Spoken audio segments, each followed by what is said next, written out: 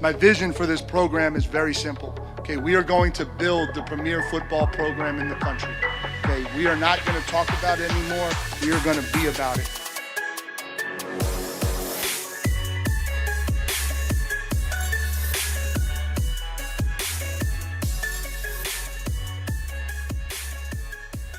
Howdy and welcome back to the Ineligibles podcast. I am your host, Will Stone, at Will Stone CFB on Twitter. Thank you for spending some of your time with our show this evening. You can subscribe on Apple Podcasts and Spotify, but we are live on YouTube every Monday and Wednesday evening from now until the confetti falls on a new champion. Folks, we are just 19 days away from the season opener against Notre Dame.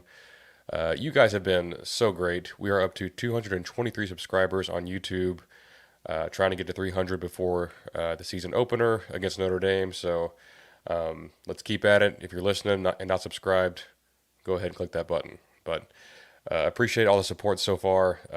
YouTube's a lot of fun, and I appreciate you guys coming along for the ride. So this Wednesday, we will have Kelly Ford on the show. Kelly has his own power rating system similar to Bill Connolly's SP+. So we'll get his thoughts on A&M and the SEC.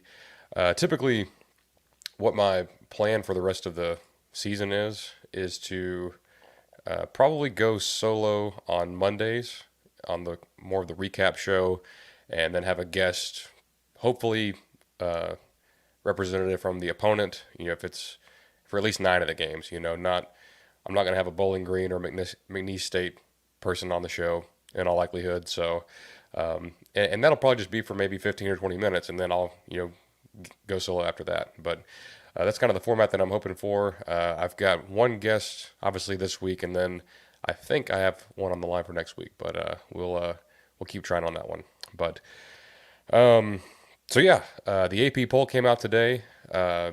Not many surprises there. A&M actually checks in at number 20. That's cool. You know, nothing crazy. I prefer them to not put us in the top 10 or anything like that. If they left us out entirely, wouldn't hurt my feelings either. So I think 20 is right. I tried to do one of these back in the spring, and you get to like 16 and you're like, I don't even know who to put here. You know, like Kansas is at 22 and USC is 23.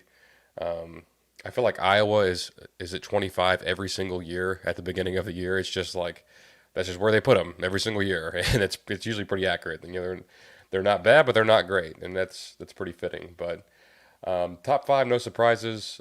Georgia 1, and then Ohio State, Oregon, Texas, and Alabama, followed by Ole Miss at 6, Notre Dame at 7, Penn State, Michigan, and Florida State rounds out the top 10. So mostly SEC and Big Ten in there. 11, Missouri, another one of our opponents. 12 is Utah. 13 is LSU. Once again, like we've been saying this, everyone's been saying it. There's a big 4 on this schedule as it sits today. You know, with what we know: Texas, LSU, Missouri, Notre Dame. I don't have the receiving votes. I don't think. I mean, I'm sure Florida was. I'm sure they received some votes somewhere, but I don't think they would even be in the top 30. If it went out that far. I could be mistaken, but I know Louisville was 26. You know, like they were the first one on the receiving votes. So yeah, I mean, Clemson 14, Tennessee 15, Oklahoma 16. We'll talk about them today. Oklahoma State right behind them at 17, Kansas State, Miami, A&M, and then Arizona, Kansas, USC, NC State, and Iowa. So all in all, I mean, it's a poll. It's there. They got to have something to put on the screen. Put numbers by the names on week 1, so that's what this is for. So, but we're ranked. That's cool. You know, hopefully we are ranked even higher on September 1st. Big news, or I guess biggest news for A&M fans over the weekend. The Aggies had their first scrimmage, and reports are that Reuben Owens has suffered a lower leg injury, according to Mike Elko. It does not sound good. It sounds like, from what we have seen out there, that it's very likely for the season. But Mike Elko will tackle that on Saturday and give us all an update. So we'll eyes on that. But I talked about running backs in my position grades. I I think I ended up with a B plus, and part of that was because of depth. Because I liked all four of the guys that we had, all four scholarship guys. But it feels weird to go into a season with just four, and now you're going into a season with just three. Like no games have been played. You're down, like one of your top guys at running back, and it's not where you want to be. It's not a death knell. The season's not over. We still have 12, 13, maybe more games to play, hopefully. And there's still some very capable running backs in that room. And you look at last season, and three guys at running back got 90% of the carries. So it's not that you need a fourth.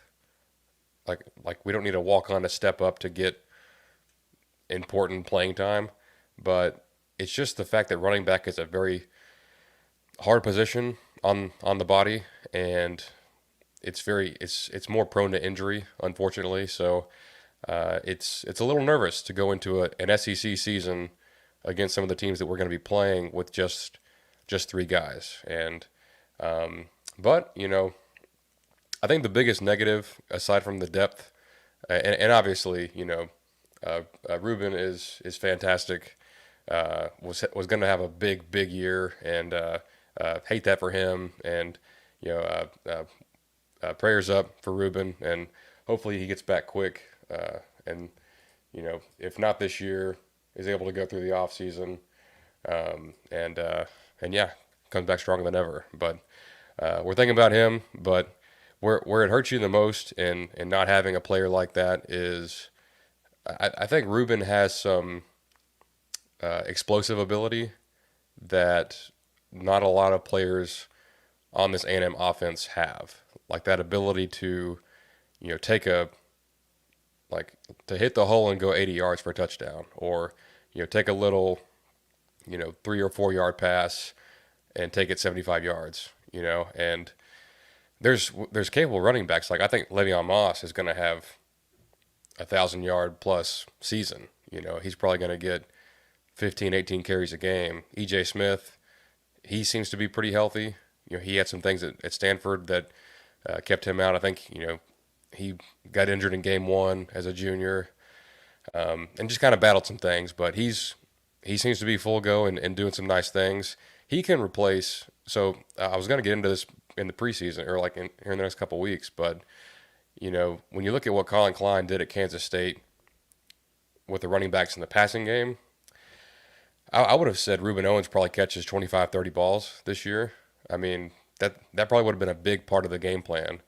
I think E.J. Smith can fill that role on the team.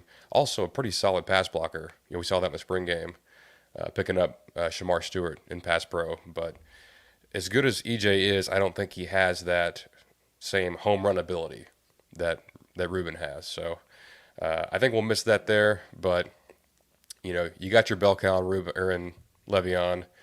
You have a third down back, pass catcher, pass protector in E.J. Smith. And Amari Daniels led the team in rushing last year. I was rewatching the Miami game. Don't ask me why. It was horrible here lately, just to kind of get some, look at some things on the offensive line and things like that. But Amari had some nice runs in that game, and we didn't have Moss. It was just Amari and Reuben in that game. Amari got most of the carries, had the big, long, like 70-yard run against Auburn, and a couple of other, nice moments, and always been a good player. I think he looks in better shape than what we've seen. He's not a really big-framed guy and was probably carrying more weight than he should have been last season. So that's another, we talk about the Moffitt effect, the Moffitt method, and I think it's had a good impact on Amari, and he's going to get a lot of carries. I mean, these three guys are going to all play a lot. You can't have Le'Veon Moss getting 25 carries a game and do that for an eight game SEC schedule plus Notre Dame. I mean, that's not a feasible option. So it sucks. I hate it. Injuries are the worst part of this game for everyone involved. I mean, It sucks for the player, it sucks for the team, the coaches, and everyone else. But it's part of it. So Coach Elko is, he's not new to this, and it the on the bright side, there's been some scrimmages in the past where you lose like a couple of guys for the season. I remember in Jimbo's very first year, I think it was his first year, we lost Anthony Hines and maybe like a tight end or someone in like the same practice, like on the same day, and like both for the year. So as bad as this is, it's things like this are kind of bound to happen, and you hope that it's nothing else the rest of the way. So at least until the season starts. But yeah, that's where we're at with Reuben, with running back room. There's talk online about I think Dalton Brooks got asked today at his press conference. He was like played some running back at Shiner when he was in high school. Obviously, excellent running back at that level. Just an incredible athlete, but he's going to play a lot at defensive back. Probably not an option. One that I'm interested in, and we won't really know this, and for a couple more weeks probably, but Terry Bussey. We talked all off season about at receiver, especially in we like these guys, but we haven't seen them all do it consistently. Noah Thomas, Jade Walker, Moose Muhammad, Cyrus Allen. We like all their ability, but have we seen them do it on a week-to-week basis, game-to-game basis in maroon and white? No, we haven't. So while we like them, we hope they all take that step, and that they're all the best versions of themselves this season. But we don't know that, and there's not a lot of depth at receiver. I like the young guys at receiver, but man, you got a 5-star, a true 5-star athlete in Terry Bussey. If you put him on offense and just get the ball in his hands, I think he's going to be your kick returner. We'll see about punts. Punts a little more, a little different with a freshman, but I don't know, man. Even before, and like before the injury, before any of this, we were like, hey, we have some real depth at corner, and we have this 5-star freshman who can do it all. Do we want to keep him on the bench at corner or put him on offense where he can, actually make an impact? And it's up to the coaches. We'll see what they decide to do. But just a name to keep your eye on, and yeah, we'll see how it goes. Not too much on A&M today, to be quite honest. We had a scrimmage. We don't know a lot about it. Sounds like the defense is doing, in the words of Tristan Jernigan's mom, who was at the game, the defense was defensing, which we love to hear. And I feel like in most cases the offense is the defense is ahead of the offense. You look at, I've read some reports on some other teams. I've tried to over the weekend because pretty much everybody had a scrimmage on Saturday, and with the exception of Florida and LSU, who both had poor defenses last season, the defense is ahead of the offense. You look at Georgia, who has Carson Beck and a boatload of weapons, a great O-line, and they were like, yeah, the defense they kind of got the best of us. Same thing at Texas, surprisingly. Mizzou, Auburn, which that makes a lot of sense. But I like if you follow this long enough, you already know this. You've already seen every fall practice, every single year. The defense is ahead of the offense at this time. It's going to take a little bit longer, especially for A&M. Brand new offensive system, defense is too, but it's harder on the offense, I think. So yeah, it's interesting. But what I do think is I don't think that this offense will see a better defensive line this season.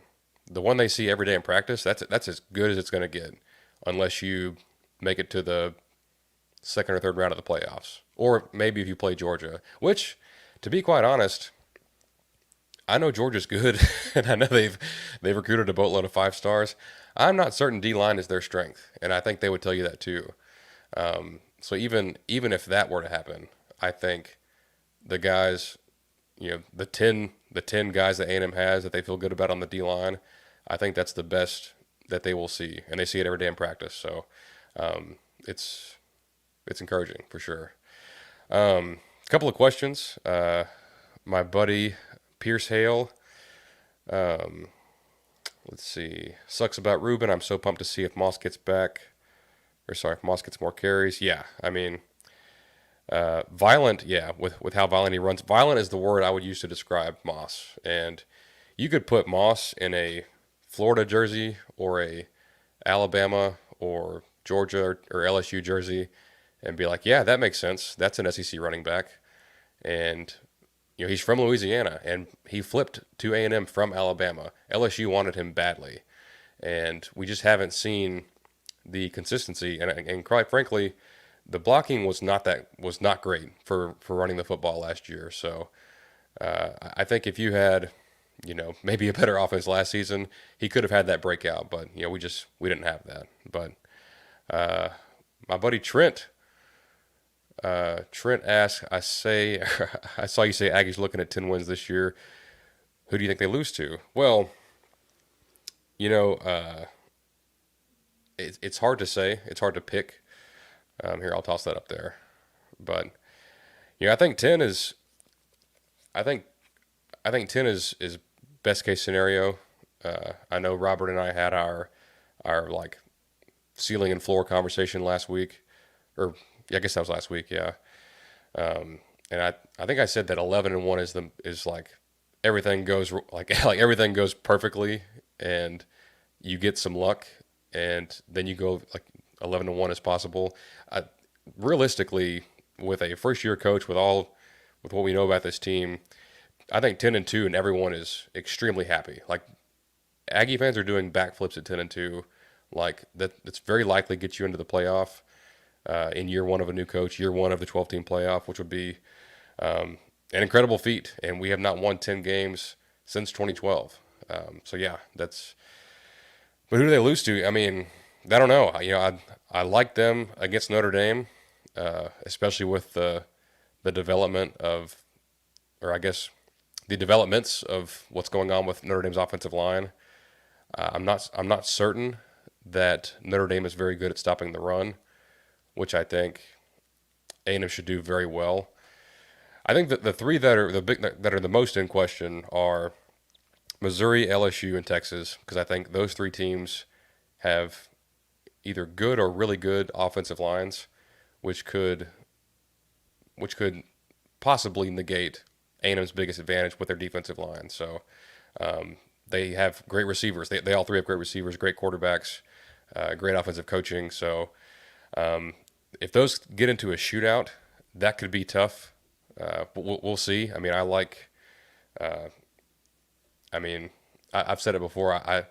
I think Connor Wigman has the potential to be the best quarterback in the country, and that includes Quinn Ewers and Garrett Nussmeier and Brady Cook. So, and they're all at home. So if you made me pick two of those games that we're going to lose to, I just don't know who to pick. And maybe I'd say Missouri and LSU, and then the team just comes out fired up against Texas and is able to pull that one off. But I don't know. I mean, I think when it comes down to it, I am very likely going to write 9-3 as my official prediction.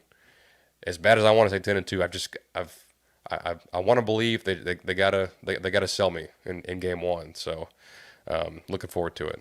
But I'm not gonna put Tucker's comment on here. Tucker, it's inappropriate. So yeah, that's where we are with A&M. I appreciate the comments, guys. But the main topic of what I wanted to get to today was it's been on my mind a little bit, and it's when you start looking at these SEC schedules, and like there's no more divisions, there's no East and West. These are all just kind of like it's a stopgap until they go to a 9-game schedule. So like this year is what it is, and the next year it's the same thing, just flipped. So everyone will play the same opponents next year, just like flip flop the home and away. So, but when you look at it, I think there's probably 9 teams in the SEC, maybe 10, that believe they have a realistic shot at going 10-2. I think 10-2 is on everyone's mind. Like that's the magic number. Like, hey, if we go 10-2 in the SEC, we can get in the playoff. And but how many teams are actually going to do that? They can't all do it. And that brings me to my pick as most interesting team. As much as I'm interested in A&M and what they do, obviously, I think from an overall, a neutral fan perspective, I think it's Oklahoma. And Oklahoma is such an intriguing, like their schedule is so interesting, and their team and how they're coming into the SEC with very little fanfare. Texas has kind of taken the spotlight, which is, it's what they like to do. And hey, they had a great year last year. They should have that spotlight. But over the past, I don't know, 2 decades, OU's been a better program than them, and they're getting welcome to the SEC like you guys are here, like cool, no big deal. But they have a pretty good team and a pretty good coach, and I think we'll see when he gets into ball games, but I think a pretty good quarterback, Jackson Arnold, who's a 5-star true sophomore. But when you look at their schedule, which is not easy, the SEC did them very dirty. Those teams that I'm talking about that think they can go 10-2 or better and have a chance at the playoff, Oklahoma plays almost all of them, like except with the exception of Georgia and A&M. They play every other team in that tier of, hey, we think we're good enough if things fall right to go 10-2, make the playoff. And I feel like OU's going to be they could be a spoiler, they could be a surprise team, they could be a lot of things, but the way their schedule sets up, it's not as bad as Florida. Florida has the worst schedule I've ever seen in my life, in conference and out of conference, and the way it ends is just brutal, and that's a whole different conversation. So you could say them, but I think by the end of that thing, they're going to be so beaten down that it's not going to matter. But so I'll get with Oklahoma. So first game, it's Temple. They're going to win that one. The next 2 are not SEC games, but very interesting. They play U of H, who just hired Willie Fritz, and then who just hired Willie Fritz from Tulane, and then they play Tulane the next week. So they play Houston with new coach Willie Fritz, Willie Fritz's old team, Tulane, who I think will be the next like up and coming SEC coach in John Summerall. He came over from Troy last year, so not easy games for Oklahoma. You would I think they'll probably win both, but you would like to play Temple 3 times or play 3 3 teams of that caliber, and not a Houston and a Tulane that actually have some pretty good players. But week 4, that's when it starts, and they open up their membership in the SEC, welcoming Tennessee into Norman. So home game against the Tennessee Volunteers. They have high hopes. They're another one of the most interesting. Like they might have a really, really good quarterback and like a Heisman level, a guy that can carry them through some of these games. But we don't know yet. We don't know about Oklahoma. We don't know about a lot of these quarterbacks, but you look around, there's a lot of former 5-star guys that people are really, really high on. And Nico Iamaleava at Tennessee is one of them. On the road for them, going to Oklahoma, that's where Oklahoma could make a statement and could, flip the narrative on its head a little bit. I'm not saying they will. I'm just saying the storylines here are very interesting. After that, they go to Auburn, their first SEC road game, and Auburn fans are expecting to be 4-0. They play a couple of patsies. They play Cal, who they should beat, and they play Arkansas, who they should also beat, which is also like they play Arkansas at home. And then, so they're 4-0, welcoming Oklahoma. Auburn wants to take another step. They're year 2 of Hugh Freeze. They got some great receivers from high school in the transfer portal. They're thinking, hey, we can get 8, maybe we can get 9. I think 10's kind of a pipe dream, but if they want to take that next step and not go 6-6, 7-5, they've got the OU game circled. And OU, they got way tougher games coming up after this one. So, uh, those first two, that's if they're 3-2 after that stretch, uh, that could be rough. I think there's easily a path for OU to go 8-4 or 9-3. Heck, I mean, they can beat any of these teams on their schedule. Like there's no Georgia here, so that's the one team where I'd be like, okay, like you probably don't have a chance against them. But after Auburn, they're on a bye week. Then they play Texas. That game is always close, with the exception of 2 years ago when Texas just kind of beat the crap out of them when when Dylan Gabriel wasn't healthy. So Texas will not overlook that game, but they do play Georgia the next week, I believe. So you know, this is fun, man. This is a fun as much complaining and moaning look, I was part of it. I did not want the SEC to expand, but now that it's here, like how can you not be excited? Like look at this freaking look at the games that we're gonna get on a weekly basis. Um, continuing with Oklahoma. After the Texas game, they get South Carolina at home. They should win that one. But then at Ole Miss. This, what week is this? This is October 26th. A&M plays, A&M and LSU, Oklahoma and Ole Miss. It's a big day. Alabama, Missouri. We'll talk Mizzou here in a minute, but man, I mean, if Ole Miss is another team like Tennessee and Auburn, not to the same extent. Like Auburn has has lower expectations, but Ole Miss, this is the highest they've ever been ranked. What did I say earlier? Were they top 10? They're 6. Ole Miss is ranked 6 in the first AP poll. Like they are all in on this season, and OU is not a game they can afford to lose. So I mean, who knows where Oklahoma's at that point? And that's in Oxford, so that's at Ole Miss, road game for the Sooners. Super interesting to me. They get Maine the next week. Hey, welcome to the SEC, Oklahoma. We put our easy stuff in November. You get at least one guaranteed win in November every single year. This year you get Maine. Congratulations. The next week they're at Missouri. And then another bye week. Oklahoma closes the year hosting Bama and then going to Death Valley to play LSU. I mean, come on, And if it may be OU's beaten down by this point, I'm not trying to sit here and pump the Sooners up as a playoff team, but what I am saying is a lot of these other storylines, these teams that want to win 10 games, they all have to play Oklahoma. Most of them do, and it's just a super interesting schedule and the way these teams line up. I want to talk about Oklahoma, Missouri real quick. So there's been a discourse here on Twitter and fan sites and all that sort of stuff. If you're an OU fan or a Mizzou fan, please comment on this and tell me, is this a rivalry? Are you each other's rival? Sooners, is Missouri a rival? Missouri is OU your rival?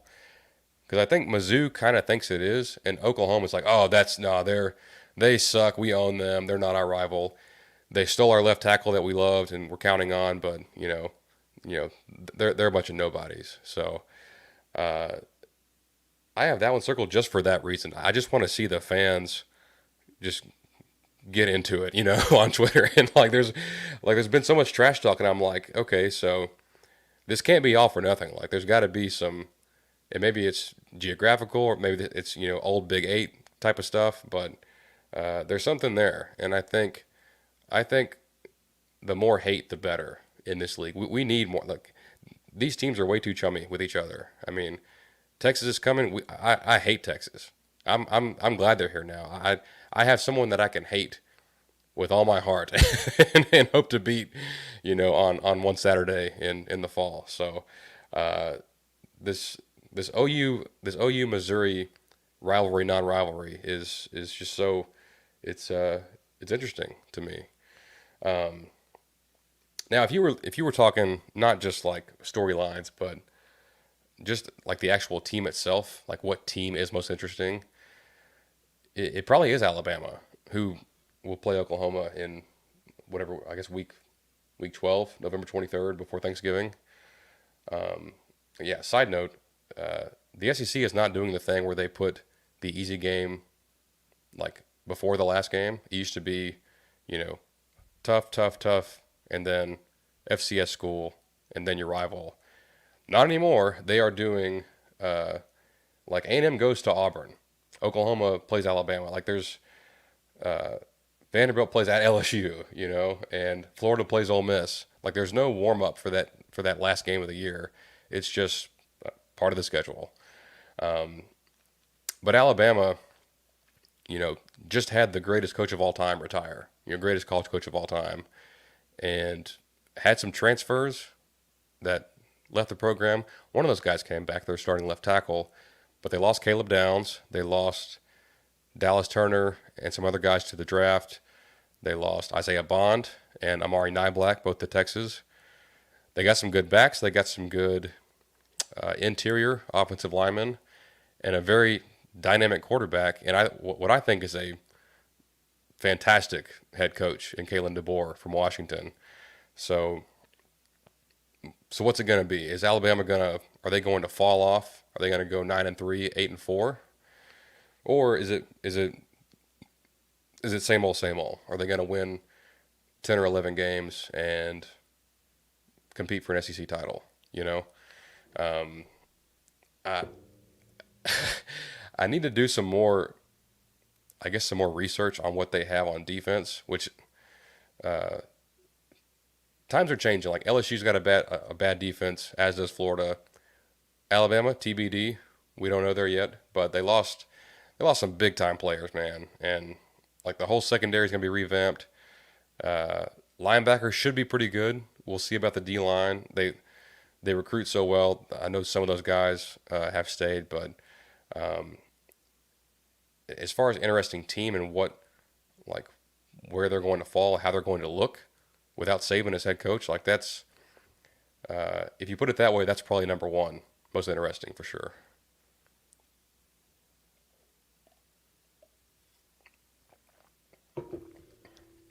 All right, so I got my OU point out there. I like their team a lot. I like Jackson Arnold. They have a receiver from Purdue, transferred in, Deion Burks, total stud. Picked him up on my college fantasy team. Some good running backs. The thing with them is their offensive line. They lost like everybody on the O line. They're all gone. They're in the NFL.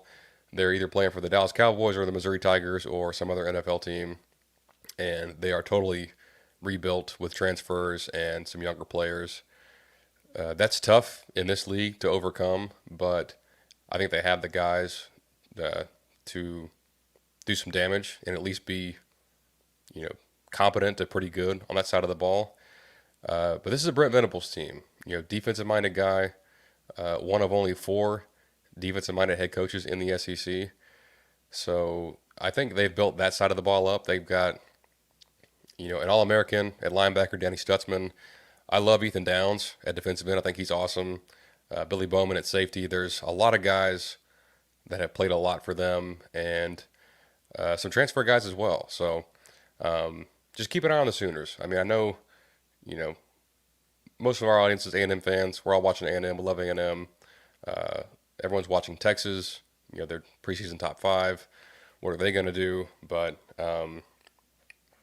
man, you're going to look up like a couple Saturdays this fall and be like, oh, OU's playing Ole Miss this weekend. That's fun, But Bama. So Bama starts off Western Kentucky, USF at Wisconsin, 3 dubs, and then gets right into it. Week 5, after a bye week, Georgia, hosting Georgia.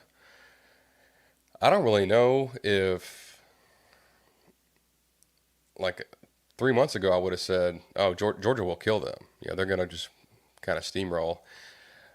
I don't know. I mean, another underrated thing here is how tough Georgia's schedule is, but that game is pivotal that early in the year. It's not that bad for Alabama. After Georgia, they have at Vanderbilt, South Carolina, at Tennessee. Circle that one. Back-to-back here, at Tennessee and then Missouri at home. I think this game and then A&M are probably the two toughest on Missouri's schedule. And I don't know if they get in at 10-2 with if they lose those two games, because then your next best win is Auburn or Oklahoma, or that's kind of it. South Carolina, is that your best win? So yeah, I mean, you think 10-2, you think SEC, you think, oh, that's a guarantee into the playoffs. Well, if you lose to the only two good teams on your schedule, you may not make it. They may leave you out for, I mean, shoot, if it is, and this is the kind of talks we're going to have, here on out. But if there's a 9-3 A&M team that beats you, like say it's like beats you handedly, and you're 10-2, A&M's 9-3, and there's the last spot on the line, it's got to be A&M or whoever, if that's a head-to-head. But I think strength of schedule will be something to watch. For Bama, sorry, I'm kind of bouncing around here, but Bama, after that, they're off, and then at LSU, that's going to be big. I mean, these two teams, that's kind of underrated hatred right there. I think LSU probably hates Alabama more than Bama thinks about them. But, those late 2000s, early 2010s, those games stirred up a lot of hatred in LSU of Alabama. So, you don't like playing at Death Valley. You don't. It sucks to do. You typically lose. So, that's something to watch. They finish up Mercer at Oklahoma and then hosting Auburn. It's going to be a battle, like every single week. And this is just an 8-game schedule. Like we are going to have a 9-game conference schedule in the future. I would almost guarantee it, So that's just something to watch. Missouri, yeah, I pretty much we've already hit that. Their toughest games are Bama, A&M. They host Oklahoma. A&M and Bama both on the road. They do host Auburn. Auburn could play spoiler, They could have a strong running game. I'm not sure if the Missouri defense is what it was last year. But that's just one, there's just so many games like that where it's, like Auburn is playing Missouri. Oh my God, Missouri was, ranked, and they lost to this 4-3 Auburn team. What's going on? Just get ready. But Tennessee, they're kind of interesting. I'm not ready to go all in on Tennessee. Love the quarterback. Really like the receivers. I think the offensive line is one of the best in the conference. Defensive line is very good. Linebacker is pretty good. Secondary, don't know. That could be their Achilles heel, much like A&M was last season. But this kid Nico, start learning that name, Nico Iamaleava. I think I got that right.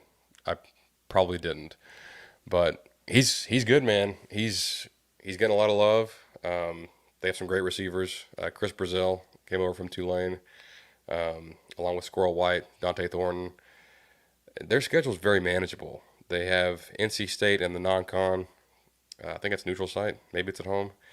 At OU, at Arkansas, Florida, Alabama, Kentucky, Mississippi State, Georgia, UTEP, Vanderbilt. Yeah, I mean, I think 10-2 could be there. Tennessee's one of those teams. They're 10-2. They can get in there into the playoff. Potential Heisman contending quarterback.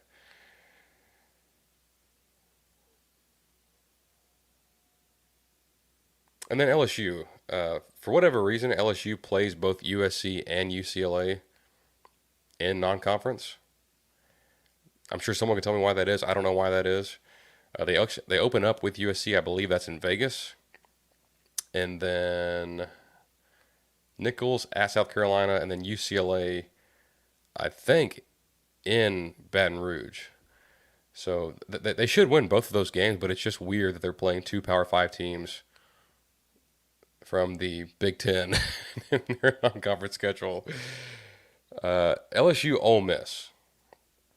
That's I should have ranked these because that would rank very high on the excitement factor.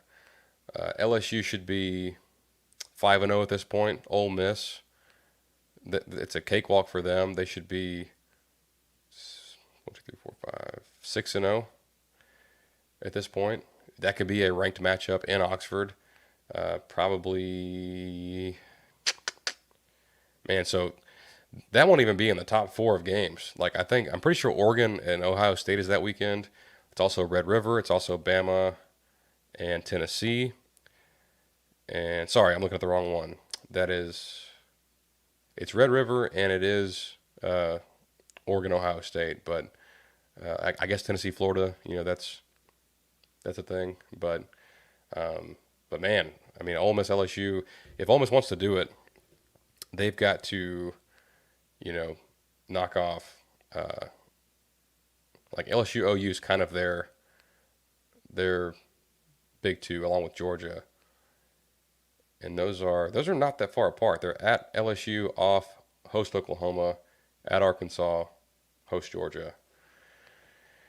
Ole Miss is, man, and here's the thing about the SEC now with no divisions. It's just, and I really don't know how they're going to do it because they haven't even announced what they're going to do as far as tiebreakers go. They've just said, hey, it's going to be the top two teams in the conference. What if there's 3 teams that have the same conference record? Then what? We don't really know what they're going to do, like what the specifics are around tiebreakers. But yeah, so like with no East and West, like who makes the SEC title game? Everyone's thinking Georgia, Texas, Georgia, Bama, Bama, Texas. Ole Miss and Georgia, and a bunch of those would be rematches, but Texas doesn't play Bama this year. Could that end up in the SEC title game? Possibly, but it's, man, this is so much fun. Like I hope I haven't rambled too much, but yeah, I mean, actually, just for fun, before I end this before I end this show, if you have not seen Florida's schedule, like I've got to convey that information to you because it's if you were to draw up like a nightmare scenario, this is how it would look. So they start off at Miami. No, sorry, Miami in Gainesville. I think Miami will probably beat them by a couple scores, to be quite honest. They'll get a win against Samford, then they play A&M. As of right now, I like A&M there. At Mississippi State, and then they may lose the rest of their games. They play UCF with KJ Jefferson and Gus Malzahn heading them up. That is not fun. You don't want to play them in the middle of the season, October 5th, before you go at Tennessee. And then you host Kentucky, then you're off, and then you end the year Georgia, at Texas, LSU, Ole Miss, at Florida State. Those 5 teams are all ranked in the top 12 or 13 as of right now.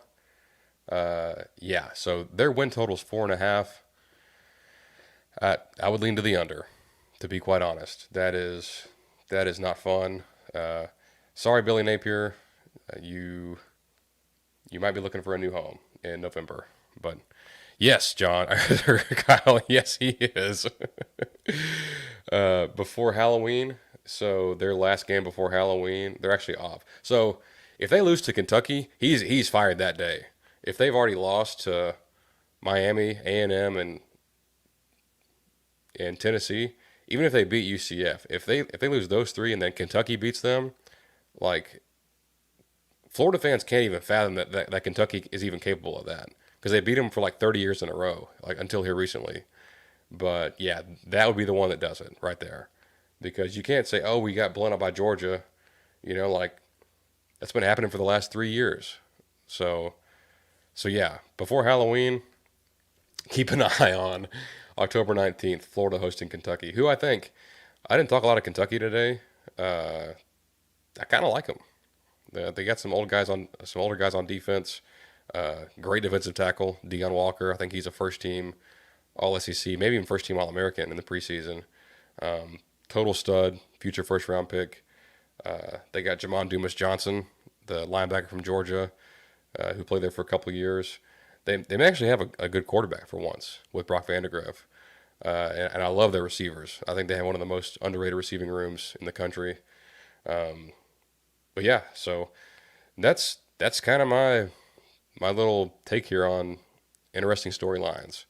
OU, it really is the big one. I mean, and now if they're terrible and they lose 7 games, then you know, then it's not so interesting. But I think if they're good, if they're a formidable team, they came in ranked, I believe 16. That's what I said earlier. 16, yes. So there's some belief in them right now. Like no one thinks they're going to come in here and be a doormat, but the schedule's not easy. But what you have there is opportunities to go out and make some noise in this conference. Yeah, keep an eye on them. Keep an eye on Tennessee, Missouri, Ole Miss, LSU. I mean, it's a fun league, man. It really is. I know I bitched and moaned when we invited these two into the conference, but you can't tell me that this isn't fun with all these games.